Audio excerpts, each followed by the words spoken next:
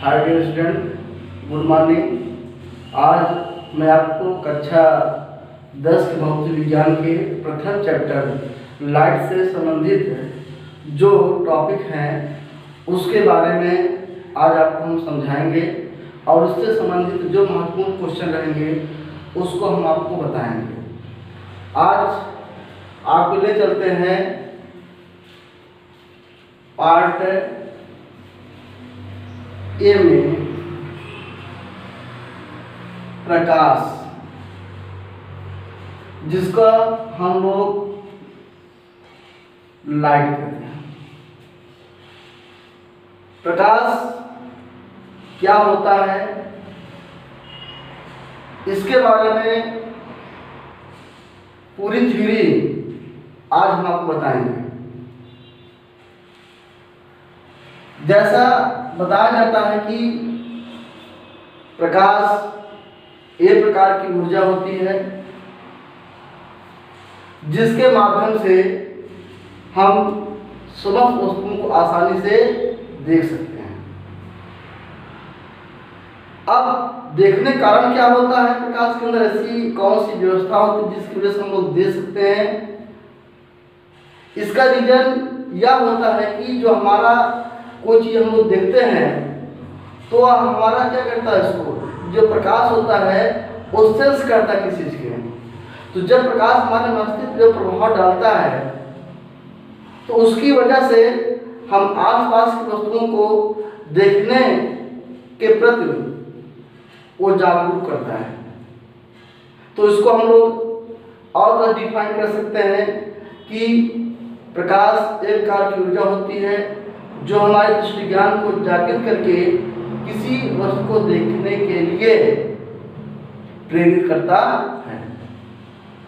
अब एक्चुअली में हमारे प्रकाश के स्रोत क्या होते हैं, तो प्रकाश का जो प्रमुख स्रोत होता है वो हमारा होता है सन, सूर्य।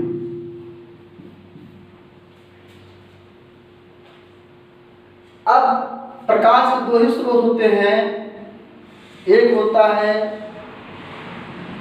दीप्त, दूसरा होता है अदीप्त, जिसे हम लोग इंग्लिश में ल्यूमिनस कहते हैं। ये होता है नॉन ल्यूमिनस।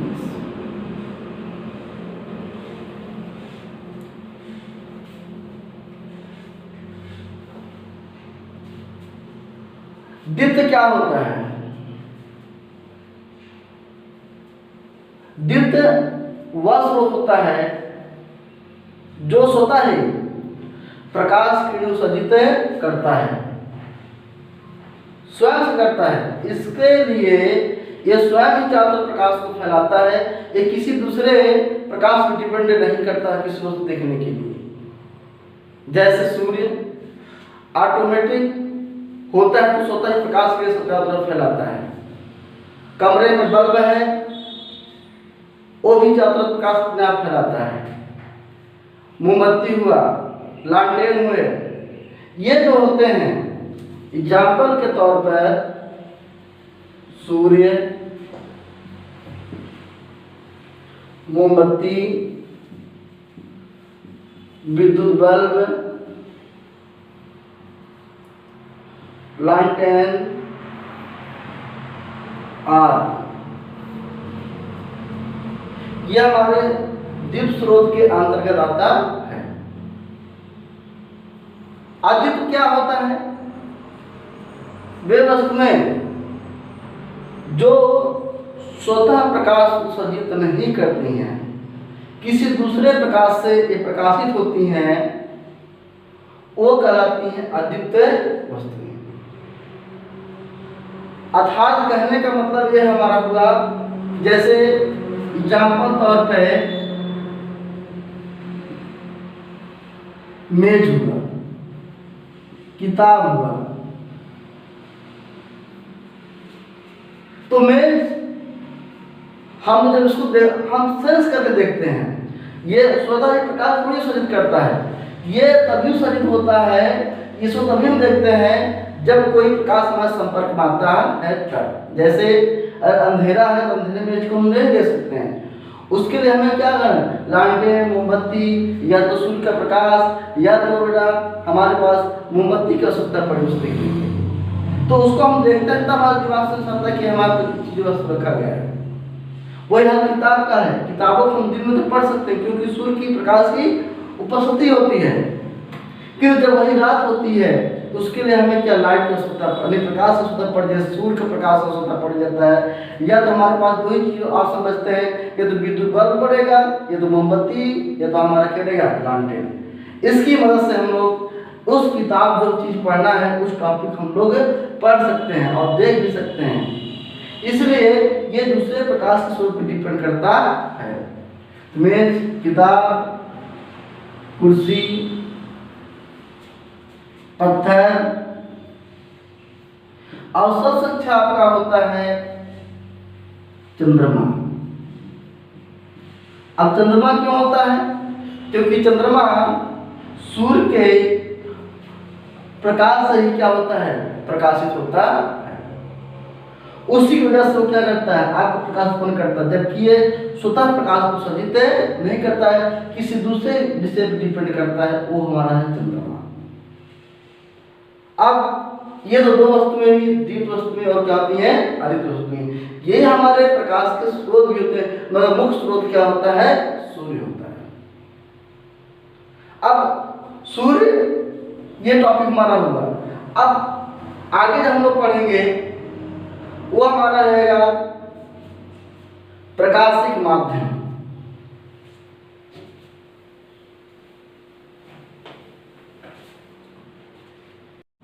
अब हम लोग अगले टॉपिक पर माध्यम करेंगे, वो है प्रकाशिक माध्यम, ऑप्टिकल मीडियम। माध्यम किसे कहते हैं, माध्यम का अर्थ यह होता है कि कौन किस स्रोत होकर जा रहा है, अर्थात प्रकाश जिस माध्यम से होकर जाता है, प्रकाश जिस माध्यम से होकर जाता है उसे हम प्रकाशिक माध्यम कहते हैं। यह माध्यम तीन प्रकार का होता है। पहला होता है पारदर्शी माध्यम, जिसे हम लोग ट्रांसपेरेंट मीडियम कहते हैं। इसके बाद आपका होता है पारभाषक माध्यम,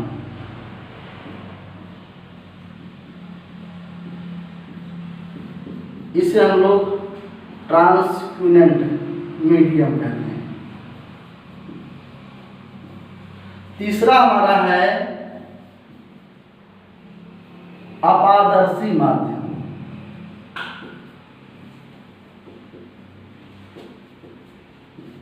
इसे नॉन ट्रांसपेरेंट मीडियम कहते हैं। तीन माध्यम होते हैं, पारदर्शी माध्यम, पारभाषक माध्यम, अपारदर्शी माध्यम। जिस माध्यम में प्रकाश आसानी से आग पर चला जाता है उसे पारदर्शी माध्यम कहते हैं। जिस माध्यम में प्रकाश आग पर सीधे निकल जाता है उसे हम लोग पारदर्शी माध्यम कहते हैं। जैसा आप लोग एग्जाम्पल के तौर पर पढ़े होंगे, कांच और वायु, ये स्वच्छ होते हैं क्योंकि वायु में प्रकाश आसानी से आग पर निकल जाता है, जैसा हम लोग देख रहे हैं। उसी प्रकार कांच में भी होता है, प्रकाश आसानी से आग पर निकल जाता है, इसलिए इसे नाम दिया गया पारदर्शी माध्यम। और इस पारदर्शी माध्यम में जैसे वायु है तो वायु में प्रकाश चाल अधिक रहेगी, वायु प्रकाश चाल सबसे अधिक रहेगी और कांच में प्रकाश चाल आपकी कम रहेगी। आगे हम अपवर्तन पढ़ेंगे तो वहां पर इसके बारे में आपको हम विश्लेषण करेंगे। अगला है पारभाषक माध्यम। पारभाषक माध्यम क्या होता है? जिस माध्यम में प्रकाश आंशिक रूप से बाहर निकल पाता है, अर्थात प्रकाश जो होता है पूरी तरह से वो आपके अगले मीडियम में वो पूरी तरह से निकल नहीं पाता, उसका कुछ ही भाग आपका चला जाता है, इसलिए उसका नाम दिया गया पारभाषक माध्यम। तो जिस माध्यम में प्रकाश आंशिक रूप से बाहर निकलता है उसे पारभाषक माध्यम कहते हैं। तो पारभाषक माध्यम में क्या आता है? जैसे घिसा हुआ कांच। अगर कोई कांच है, अगर वह घिसा हुआ है तो उसमें हम लोग ये देखते हैं कि प्रकाश पूरी तरह रिफ्लेक्ट नहीं हो पाता है और उसका कुछ ही भाग पूरी तरह से निकल पाता है, मतलब कुछ भाग निकल पाता है, पूरी तरह से पूरे आर पार निकल नहीं पाता है। जैसा आप हम लोग कभी ये अनुभव करते हैं किसी कांच के बारे में, जिससे खूब सूर्य का प्रकाश अगर भाई अगर पड़ता है किसी कांच पर तो वो आपका अधिक चमकीला दिखाई देता है। जैसे कोई गाड़ी की हेडलाइट होता है, अगर उस पर प्रकाश पड़ता है उस सिचुएशन में वो अधिक चमकीला आपको दिखाई देगा। तो घिसा हुआ कांच, तेल लगा हुआ कागज,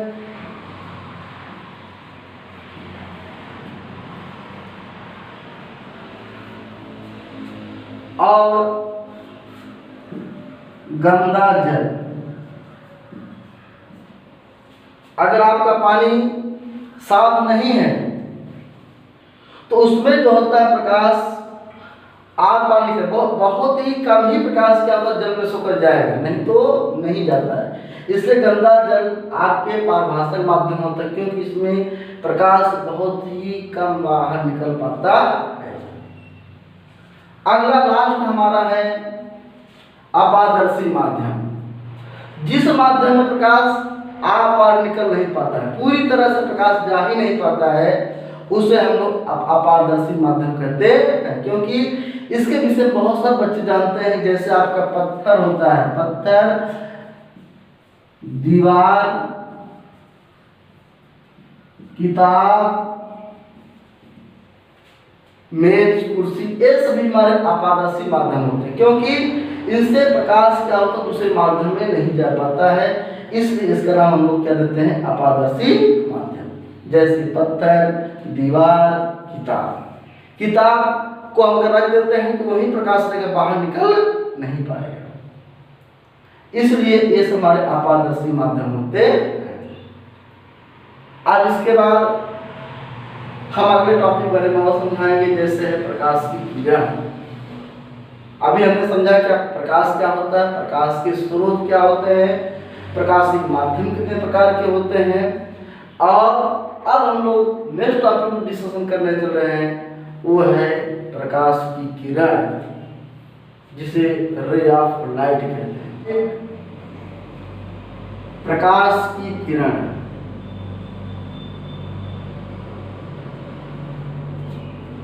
रे ऑफ लाइट। प्रकाश किरण क्या होता है? हम तो एक ही चीज जानते हैं कि जब प्रकाश एक सीधी रेखा में चलता है वही आपका कहलाता है प्रकाश की किरण। अर्थात जब प्रकाश अपने मार्ग से बिना विचलित हुए एक सीधी रेखा में चलता है उसे प्रकाश की किरण कहते हैं। यह 3 प्रकार का होता है। वो 3 प्रकार क्या क्या है इसके बारे में विश्लेषण करते हैं। पहला है अभिसारी किरण। दूसरा है अपसारी किरण, और तीसरा है समांतर किरण। इसे हम लोग बोलते हैं जय प्रकाश की किरण एक बिंदु पर केंद्रित होती हैं। जय प्रकाश की किरण एक बिंदु पर केंद्रित होती है, उसे हम अभिसारी किरण कहते हैं। जैसे भाई विभिन्न मात्रा प्रकाश आ रहे हैं और एक बिंदु पर वो क्या होती है, आपतित होती हैं। ये होता हमारा अपसारी किरण। अपसारी किरण किससे कहते हैं? जब प्रकाश किरण एक बिंदु से आती हुई प्रतीत होती हैं। जब प्रकाश किरण एक बिंदु, जैसे एक कोई पॉइंट है, इस पॉइंट से प्रकाश किरणें आती हुई प्रतीत होती हैं, अर्थात एक बिंदु से दूर जाती हैं, अर्थात इसमें प्रकाश किरणें फैल जाती हैं और इसमें प्रकाश किरणें क्या होती हैं, मुड़ जाती हैं। जो हम प्रकाश किरण मुड़ जाती हैं तो वो हमारा कहलाता है अपसारी, जिसे हम लोग क्या बोलते हैं, कन्वर्जेंट, कन्वर्जेंट रे। क्योंकि ये आपको एकत्रित कर लेगा। जैसे अगर हम लोग और एग्जाम्पल समझना चाहें, जैसे कोई चीज होता है, अगर एक समूह हमारे पास है, अगर उस समय हमारे बहुत अच्छे बच्चे पढ़ रहे हैं तो वहाँ पर हम क्या करेंगे, जो हमारे पास एक आध दो बच्चे जो भाई कमजोर हैं तो उनको हम कन्वर्जेंट करेंगे, उनको एक तरफ मोड़े कि आप हमारी तरफ चले आइए तो आप अच्छे स्टूडेंट बन जाएंगे। तो ये प्रकाश भी क्या करता है, जो पूरी तरह प्रकाश फैला होता है उसको जो एक बिंदु पर एकत्रित करेगा वही कहलाता है अपसारी किरण। जो किरण एक बिंदु पर मिलती प्रतीत होती हैं या जो किरण एक बिंदु पर मिलती हैं उससे हम लोग क्या कहते हैं, अपसारी किरण कहते हैं। अब वही जब प्रकाश किरण एक बिंदु से फैल जाती हैं, अर्थात जो प्रकाश किरणें जो किरणें एक बिंदु से चारों तरफ फैल जाती हैं उससे हम लोग बोलते हैं अपसारी किरण। इसे हम लोग बोलते हैं डाइवर्जेंट, डाइवर्जेंट। अर्थात ये मुड़ गया, ये चारों तरफ क्या हो गया, फैल गया। जब प्रकाश किरणें एक बिंदु से फैल जाती हैं उसे अपसारी किरण कहते हैं। या सीधा आप कह दीजिए कि जब प्रकाश किरणें एक बिंदु से फैल जाती हैं उसे हम लोग क्या कहते हैं, अपसारी किरण कहते हैं। अब वही जब प्रकाश किरणें एक बिंदु पर मिल जाती हैं उसे क्या कहेंगे, अपसारी किरण कहते हैं। और समांतर किरण किससे कहते हैं? पहला निर्णय क्या होता है, तो जब प्रकाश की किरण एक दूसरे के समांतर हों और प्रच्छेदित न करें उसे हम लोग कहते हैं समांतर किरण। ये हमारी क्या होती है, समांतर किरण। क्योंकि यहाँ पर जो किरण हमारा क्या होता है, प्रकाश होता है, एक दूसरे के समांतर होता है, कभी काटता नहीं है और बिल्कुल एक दूसरे की लाइन के समांतर चलते हैं। इसका नाम क्या पड़ गया, समांतर किरण। तो हमारे पास तीनों का महत्वपूर्ण प्रयोग है, अपसारी का भी है, अपसारी का भी है और आपके समांतर का भी होता है। तो बेटा एक ही कांसेप्ट समझना आप लोग। अपसारी मतलब होता है एक बिंदु पर मुड़ना, अपसारी का अर्थ होता है भाई फैल जाना, यानी बिछड़ जाना आप कह दीजिए उसको। तो जो प्रकाश किरणें एक बिंदु से दूर फैल जाती हैं उसे अपसारी किरण कहते हैं। वही जो प्रकाश किरण एक बिंदु पर मिल जाती है उसे हम लोग अपसारी किरण कहते हैं। यही हमारा होता है प्रकाश की किरण। अगले लेक्चर में हम लोग प्रकाश के गुण के बारे में अध्ययन करेंगे। धन्यवाद।